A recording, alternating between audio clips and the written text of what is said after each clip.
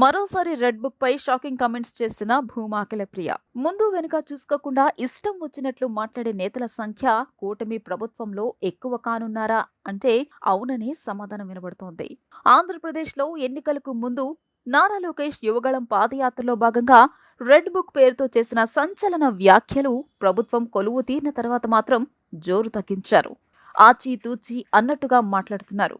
కానీ లోకేష్ స్ఫూర్తితో పార్టీకి చెందిన కొందరు నేతలు మాత్రం రెడ్ బుక్ అంటూ హడావిడి చేస్తున్నారు. ఆ వివరాలేంటో ఈ వీడియోలో చూద్దాం. ఆళ్లగడ్డ ఎమ్మెల్యే భూమా అఖిలప్రియ చేసిన కామెంట్స్ ఇప్పుడు రాజకీయ వర్గాల్లో హాట్ టాపిక్ గా మారాయి. తన వద్ద కూడా ఒక రెడ్ బుక్ ఉందని, అందులో చాలా మంది చెడ్డోళ్ల పేర్లున్నాయని ఆమె బహిరంగంగానే ప్రకటించారు. తాను ఎవరిని వదలబోనని స్పష్టం చేశారు. నేనసలే ఊరుకునేదానిని కాదన్నారు.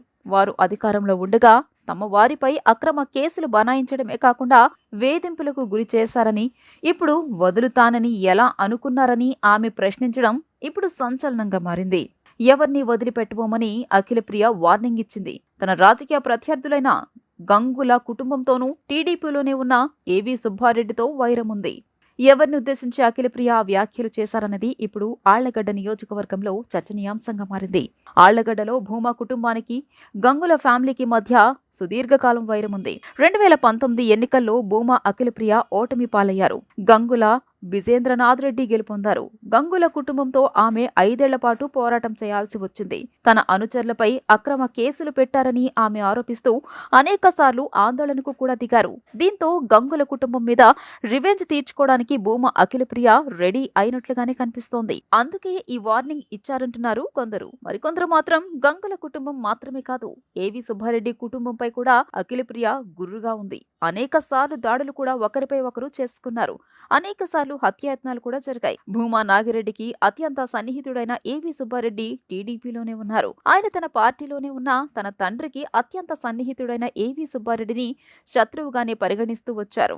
నాగిరెడ్డి చనిపోయిన తర్వాత ఆస్తుల వివాదమే ఈ విభేదాలకు కారణమని చెబుతుంటారు. అందుకే ఏవీ సుబ్బారెడ్డితో నిత్యం అమీతుమీ తేల్చుకునేందుకు భూమా అఖిలప్రియ సిద్ధమవుతున్నారని చెప్పకనే తెలుస్తోంది.